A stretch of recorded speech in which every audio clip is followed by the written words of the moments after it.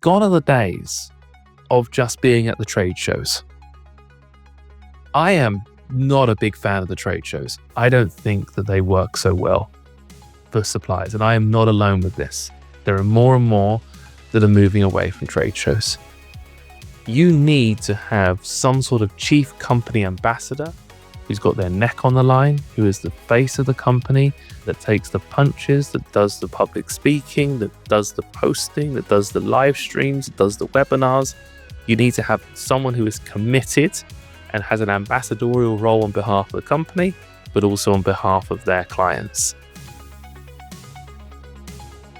Most dentists aren't trained to run businesses, let alone scale them. This is the TechDental Podcast for dental leaders who want more than just tips. We give you systems, strategies, and straight answers.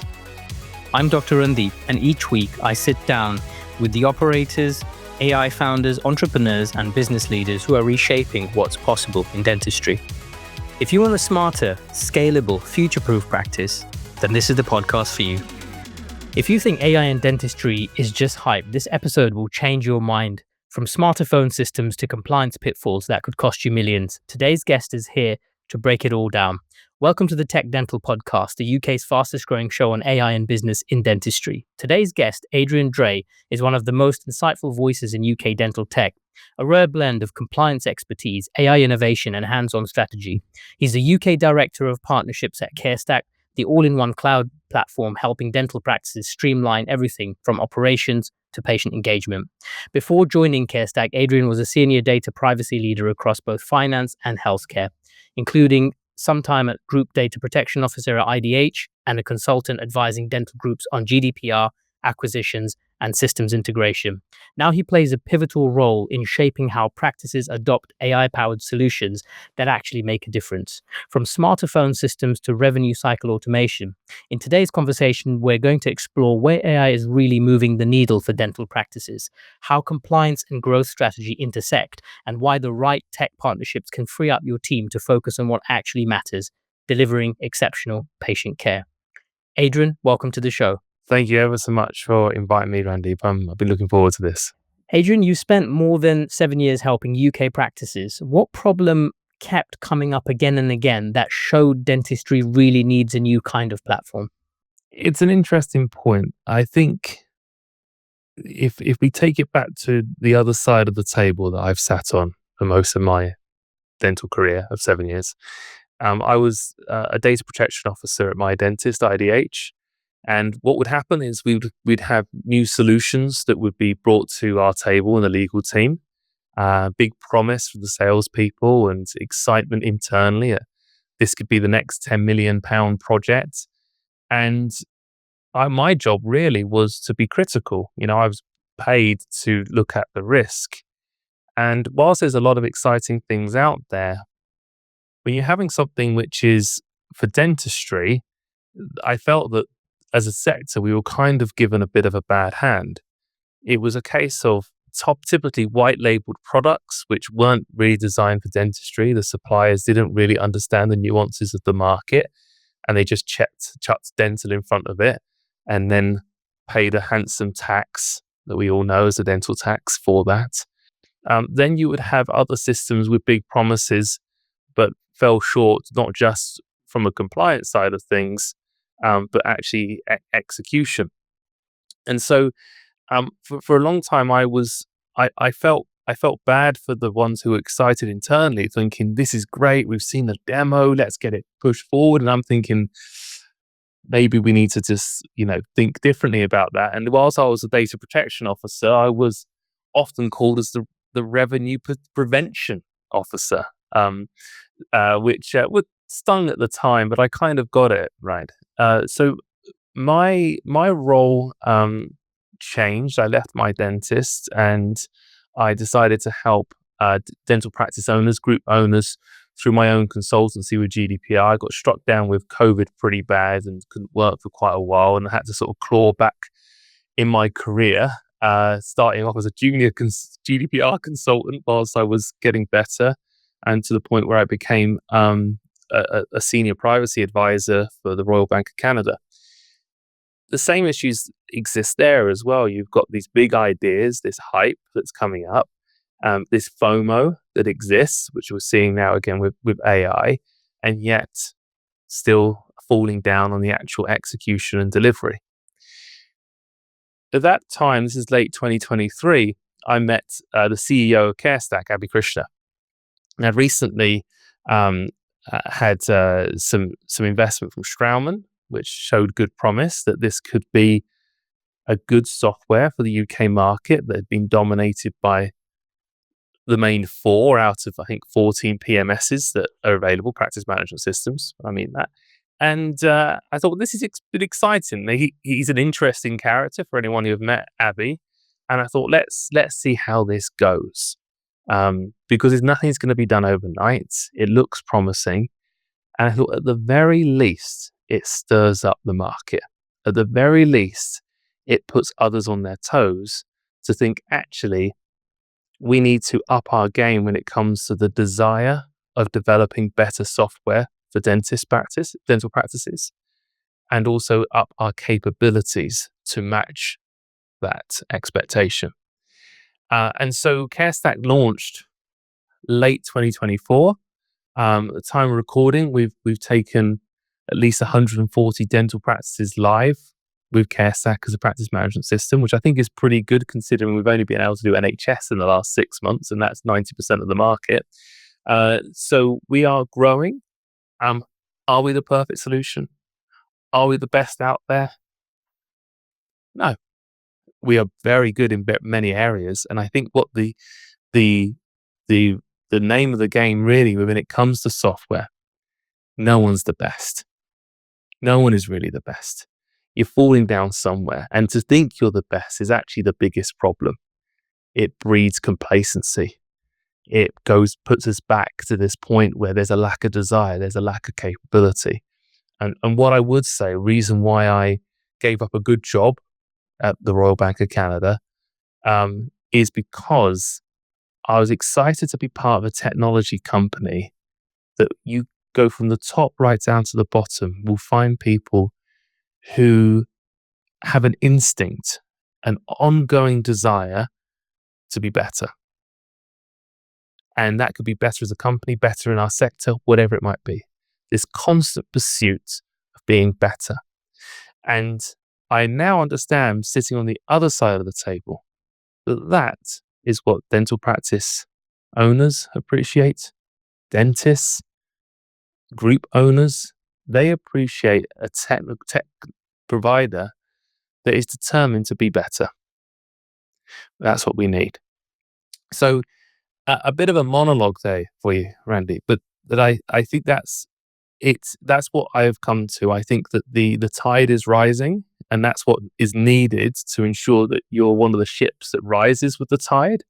And if you don't have that feeling of the pursuit of being better, then it's like being chained to the dock and you're just going to get pulled under. Yeah, Adrian, I love the way you've painted the picture of your journey, and then also the way you've actually started with positioning CareStack. I think it's quite telling, because when you speak to companies, obviously everybody wants to sell their product, but I like that ethos of continuous development and never being complacent, and it really does show in the metrics that you've just said there. So that's a brilliant breakdown for our listeners, and I think that's a great background to everything. Adrian, CareStack positions itself as an all-in-one solution or all-in-one practice management system for the average practice owner. What does that actually look like in daily operations? It's a good question. I think when we look at the average, if we take a 3-surgery dental practice, okay, which has an NHS contract, let's say it hovers around 30-40%, there's this constant desire to increase private treatment, private potential. So with that is efficiency requirements and also growth requirements. Now, a lot of dental practices have been built based on the capabilities of their system. Okay, people think that they like the particular workflows that they're used to. It's because they haven't really had a choice. That's what the system has been able to do. You have to make the best with it. And what the system can do is what it can do. And what it can't do, you either hope that it can integrate with something else, or you just can't, and you have to move to something else, and that's where a pain will appear. So what we see for the longest time in dentistry is that a lot of the practice management systems hold records. They will deal with billing. They have an element of reporting, and also that they will deal with maybe reviews or something like that, which is built in internally into other, marketing, communication, whatever it might be. But generally speaking, these features are basic. To be blunt, and often you have to pay a premium for those extras. So what CareStack is doing is it's giving practices a few options. The option that you have a practice management system where pretty much everything is included from day one. Will you use it from day one? No. However, you know that it's there. You have a customer success team that can move you into opening up those types of features when the time is right. Moving practice management systems is extremely painful. You're not going to really use the full use of it in the first three months, 6 months. But it's good to know it's there. And with those features that we have, from reputation management, referral portals, comprehensive reporting, scorecards, lab tracking, a patient portal, the ability to actually run your own patient plan, so you're not at the behest of a patient plan company, which is not necessarily a bad thing. By the way, I've got a lot of love and respect for my plan colleagues, but it gives those practices a choice. They can do that. It's all in one. And for them, it can save them a lot of money.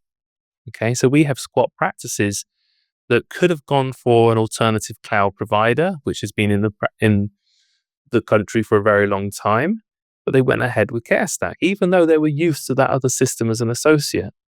And now we don't take credit for what I'm about to say, but those squat practices have hit their £1 million mark within 7-8 months, moved from 2 to 3 chairs in a few months, utilizing the features that we have in CareStack and in association with VoiceStack as well, which we'll talk about later, have got patients that have come in for one-off cosmetic treatments, but have used the plan feature to retain that patient, got onto the recalls and this kind of thing, and doing ever so well for that. And I think that what we're looking for, whilst I don't like to optimize for the average, because I don't think that's always the best way to look at things, it's providing practices with a choice.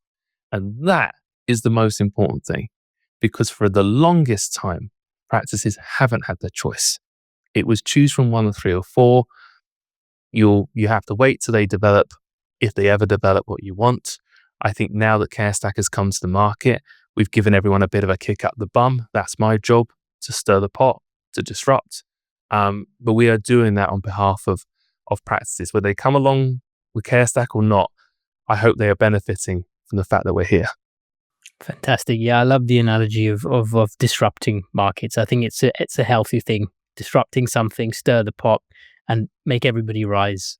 Let's talk scale, because the leap from 5 practices to 50 can make or break a group. For a group scaling fast, where do integrated systems deliver the quickest return on investment? Well, you have to look at the underlying architecture. And I say this as a non-technical person compared to my brethren that work in CareStack, the developers, the product designers. But, CareStack is one of the very few practice management systems which was incubated inside of a DSO, inside of a dental group. So the underlying architecture understands scale, understands growth. And that means that as a group, when you want to be able to update certain branding, certain features, certain pricing, rather than going into every individual practice system to do that, you can do that from a high level, from a super admin level. Now, this means that, same store growth is possible, a copy and pasting of adding a new location and having the exact same feel to it, whether it's a squat, whether it's a case of converting data from a previous system, and be able to move very, very fast. You see, if we zoom out, Randy, and we have a look at the the landscape of UK dentistry right now, as it stands right now. We've got about 12 and a half, maybe 13,000 practices across all nations. 11,000 and a bit are in England. 90% of them have an NHS contract. 12% of the 12% of the market is owned by the top 4 corporates. And yet they are still trimming. Those patients still need somewhere to go. So you have the independent practices that are now buying those and becoming micro DSOs. Okay, so the requirement to scale is increasing because of the activity of the larger groups. Will the larger groups continue to trim? I don't know. That often depends on how healthy they are and what they're required based on, the answerable to their stakeholders. But the situation remains is that efficiencies are required, and having the ability to make those quick changes in terms of when you need to grow and adding additional sites, or if you need to make a seismic shift on a number or all of your practices, that you want a system that you can do that quickly for, and also that you get a better understanding from a group of how they are managing, and through that reporting. So it is important. I think that's certainly a strength for CareStack. That's where we've done quite well in the US, growing very strong in Australia. I wish I could say that we've got a 20 plus location group under our belt. We've got one coming on very, very soon. That's moving from one of the large cloud providers. This is public knowledge that they're doing that. And I know that the others who have made that same decision are looking to see how well we do. And also there is this huge pressure which is occurring whereby you've got independent practices and groups that are being told that their local server-based system will have basic supports, but don't expect any magnificent development ever. And it's going to be, coming around the corner, it's going to get shut down. So whether or not the ability to scale is, or the desire to scale is there, the movement to cloud is inevitable. It's about what it's a case of how much pressure is building up for that. You've either got your current provider that's telling you have to. You've got security risks, which is determining that cloud is better than a local server-based system. You've got AI that is coming through. You've got patient expectation around patient portals and online booking and all these different things, which is just easier to integrate with a cloud-based system. So this is all coming through. But as I first started, it all draws back to what does the underlying architecture say? Is it a cloud-based system that was designed for an independent practice, and you then just got to add another one on and another one on? Or is it like a large arena where you can just make those changes and you have all these individual practices which are inside it from an architectural perspective? Because that is what he explained to me is how we're built, and that is what gives us that point of difference. Fantastic. So scalability built as part of the feature set. And talk to me a little bit about telephone calls. You identified telephone calls as a major barrier to growth. What did you discover, and how does AI telephony systems actually solve this pain point? Good question. Now, when I say AI phone system to most dentists, the first thing they think of is an AI robot receptionist. And so many times we've been kind of discounted in conversations because that's what is the belief. And VoiceStack, which is our AI phone system, or as I like to call it, the dental AI phone system, and I'll explain why I hold fast to that, is not an AI receptionist. What it does is it is a unique piece of software in many ways that provides practice owners and group leaders understanding, clarity, and confidence over the decisions that they can make by tapping into a piece of data that for the longest time has been kind of invisible to them. And that's what's happening on telephone calls. Now, when we look at any kind of business growth, we want to see what the bottlenecks are. If we can remove those bottlenecks, then we can see huge growth. And there's thousands of bottlenecks that exist in dental practices, right? Or in the dental sector, so to speak. Telephones is one that I see from working with the biggest corporates right down to a 2-surgery practice. The general public still want to call their dental practice. And they're having so many different types of calls there. And those calls can originate from lots of different areas. You could get someone that's calling up because they've typed in dentist near me. You've got someone that's calling up because they drove past the practice and there was an Invisalign sign there, and they remember Julie at the office who had a smile makeover and she had Invisalign, was a little bit envious of it and thought, oh, okay, I didn't realize they do that there, and then calls up. There's thousands of different reasons on why people may call a dental practice, but people are calling dental practices. Now, the major KPI that is not understood by dental practices until now is what percentage of new patient calls turn into a booked appointment. We've got all the data from Meta with click-through rates and ad spend and all of this, but that is the fundamental part. That is where we get to understand not how big are the leaks in the bucket, how many are the big leaks in the bucket.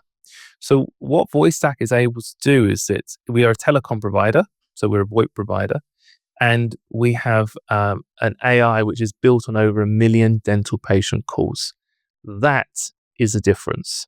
There is a lot of AI phone systems that are coming to the market, locking people into long-term contracts. And unfortunately, there are going to be too many dental practices that get wooed into these contracts only to realize that they're paying for yesterday's tech. We own the software. We develop it on the basis of on NHS dentistry, private dentistry needs. So every call is transcribed in real terms, live transcription. There's then a summary of that call, which happens pretty much immediately after the call, not waiting half an hour or an hour, immediately. It then pulls through crucial data points. What type of caller was it? Was it a new patient? Was it an existing patient? It's able to understand that from lots of different data points and often from the conversation itself. What was the reason for the call? Is someone looking to make an appointment? Looking to cancel an appointment? Is it some other kind of inquiry? And then the most important part, which is where we are able to understand that percentage of what percentage of new patient calls result into a booked appointment. The last data point is what was the outcome of that call? And also what was discussed on that call in terms of treatment. Now, when you pull that data through and when you have a look at the metrics, for the first time, dental practice owners get an understanding of, oh my, we only convert 20% of our new patient calls into a booked appointment. Why is that? And it's able to understand from the outcome and from the reasons, maybe it's because of availability. Maybe it's a case that there's a pricing concern. Maybe it's a case that the receptionist isn't handling that conversation correctly. VoiceStack uncovers those clues. It shows you to the point of how many calls did you have for, say, implants that weren't booked in because there was no availability. Because the receptionists, and I love them to bits, but they're not going to go to the practice owner and say, hey, boss, just to let you know, we had about 100 implant calls this week. We've got an implantologist who's only here twice a month, so we couldn't book him in. I thought you'd want to know that just in case you're doing any kind of recruitment strategy, or maybe want to offer him some extra days. They're not going to do it. They're not paid to do that. They're not business coaches. They're not business consultants. And even if they did say it, Randeep, would they even be listened to? Probably not, let's face it. So VoiceStack is able to identify those areas to grow. Okay, let's give the implantologist a few extra days, or let's recruit more. There must be a reason for this. How come all of a sudden we're getting all of these implant inquiries come through, right? Maybe there is a retirement village that's been built up the road, and you've got people who are elderly, wealthy. They've seen one person at the bridge club or wherever, or playing golf, whatever, who's had a smile makeover. Now everyone wants it, and they're calling their dental practice to find out how they can go, full arch or whatever it is. You see, so these things are happening around us. The calls are coming through. The conversation data is there, but it's only until now that we have the ability for AI to be able to lift this and show us and make those changes. And whilst we have 140 practices that are on CareStack, the practice management system, we've got 250 plus that are on VoiceStack. And that is growing all the time. And one of the main things that I push on, you've probably seen this in LinkedIn, and I think for anyone listening to this, if you're in the tech world, if you're a practice owner, if you're in a group leader, my mission is to make sure no practice enters into a long-term telecom contract ever again. It benefits only one party, the telecom provider. And you should be able to choose your telecom provider, your AI phone system, on 3 areas: its service, its support, and its innovation. If it's not hitting the mark on that, then you should be able to make that choice and leave. And so our churn rate is extremely low for a company that operates on a monthly rolling contract basis. I love that.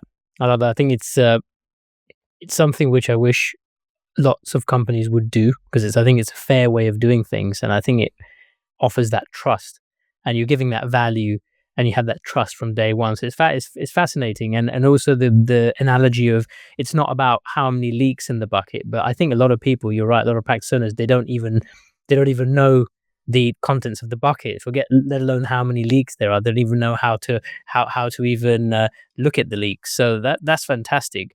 Yeah, and by the way, there is a situation which has happened quite often where I will get a WhatsApp message or a phone call which starts off by saying, "I hate VoiceStack," and the reason for that, and it's a sudden thing they realize in the first week, they hate it because ignorance was bliss. Right now they've got to shift their priorities and fix what's happening on the phone, because maybe they knew that there was a fire on reception burning cash. They just never knew how big it was.